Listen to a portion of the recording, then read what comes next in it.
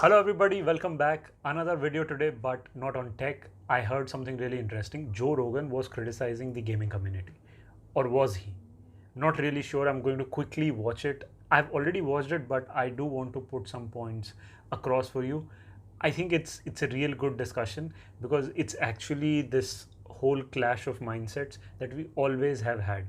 And it will just show you what sort of a rational thinking could be. So here's the video for you. If you want to leave, no harm, no foul, press the like button before you go. All right, here goes nothing. So here in the video, Joe is discussing with another Joe, and they're talking about how as kids there were a lot of things to do when he was or they were children, and they're just trying to see how they were engaging at that time versus how kids are engaging at this time. And that's where the discussion starts to move from one aspect where they were growing up and they had a lot of avenues like sports and jiu-jitsu and martial arts and all of that, versus today when kids or children have a lot of option to play games, video games and all of that. So that's how the discussion is progressing right now. His main argument is actually very good. His point is that generally when kids are growing up, if they don't have a good father figure or good set of people around them, it's very easy to get lost because you are at that age where you have really addictive personalities. So you tend to get lost in a lot of things. It could be if you don't have the right set of people to direct you, you might get lost in drugs or some sort of crime or video games for that matter, because it can be really addictive. And the whole argument is that if you get lost in video games, there is a chance that after 3 years you might still be playing a video game and not doing anything. There is a high chance, but I think that's true for a lot of addictive things. You really don't know, but this is where you would start to think that it's becoming really controversial and it's going to be a clash and it's going to be combative. But here you see the amazing quality of this person, because he talks about it, but then okay, let me keep it a surprise. He gives a great example, actually a very real world sort of an example. So I don't know if it's practical, but his example is that instead of video games, if you pick up a martial arts, for example jiu-jitsu, if you pick that up, then you work at it and you have a teacher, somebody to guide you, somebody to look up to, and you are learning from that person, and on a daily basis you are seeing that person instruct a group of children or people, and you get that idea that all right, this is one path for me. I can be this teacher in some amount of time, and that will give me some sort of money, some sort of base. So he's talking very, very basic stuff. And his idea is that within 3 years, you might not be anywhere in video games, but you would progress to a very good level in Jiu-Jitsu.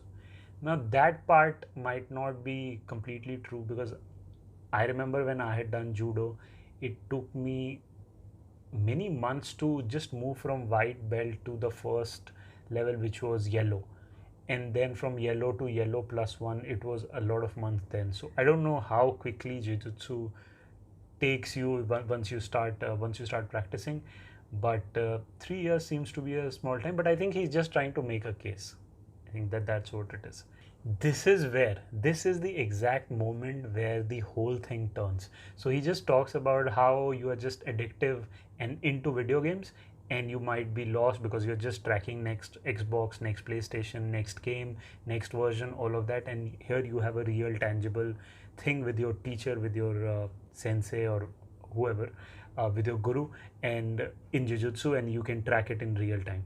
Now here you have the guest who says that this is what is happening with video games, because his kids are saying that video games are a real thing and there is a lot of potential to earn money, which is true. So many people are earning so much around the world. And then his guest, and this is where you will see how Joe Rogan is such a good podcaster, or such a good conversationalist at least, because the biggest quality is that even though you start with one opinion, you're not stuck to that opinion. If you get a good uh, counter or good proof, or if your mind for that matter just understands that there may be something more to it, you are ready to change that opinion, or at least you are ready to hear that side of the opinion. So that's where he's so good, because the guest then says that his kids are saying that video games are great and there is great earning potential, and they can earn so much, and but the frequency or the chance of succeeding is very low. And this is where Joe pitches in and just, like, this is why he's so famous and probably respected by so many people. He pitches in and he says that chances of succeeding might be low, but he heard the same argument when he was growing up, and he told his parents that he wanted to be a comedian. And this is such a heartening thing to hear, because coming from him, I mean, it is inspirational to so many people, because obviously when he was growing up, probably there was not much comedy around, and there were very few comedians who were actually succeeding.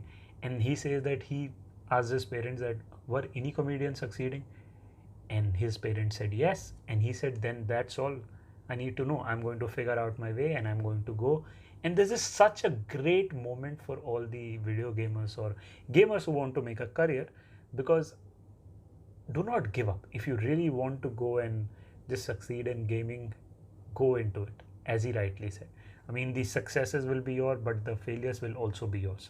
So be a man, and you will have to take both of these on your chin or in your lap, and enjoy or struggle and find your place. So that's why I think it was just an amazing short clip. I'm sorry for the clickbaity title, but it was an amazing video for me, because it just showed you, because right now the situation is such that we just have this tendency, because of social media, to just be in one side of the argument. And it's very refreshing to see people who are actually have people who actually have some sort of influence say those things which people can hear and understand. All right, he's coming from one very strict point of view where he's saying that video games are bad, but when he hears the argument and he talks, he realizes that it's sort of like how his comedy career was. Not a support in the beginning from the parents, from society, but it was something that he really wanted to do, and he just looked up to the people who were successful and he found his way. So amazing video. I know I've ranted a lot and I've probably put a clickbait title. I definitely have, and a clickbait thumbnail also. But I hope you take some inspiration out of it. I know this wasn't really tech, but this was a really interesting piece of video for me. So I just thought that let me put it out to you guys, and it will be useful to you. And if you liked the video, as always, do not forget to like. If you want your friends to see it, share it with them. Strangers also, I don't mind. Subscribe to the channel for sure. And as always, I'll see you tomorrow with the next video. Take care. Bye.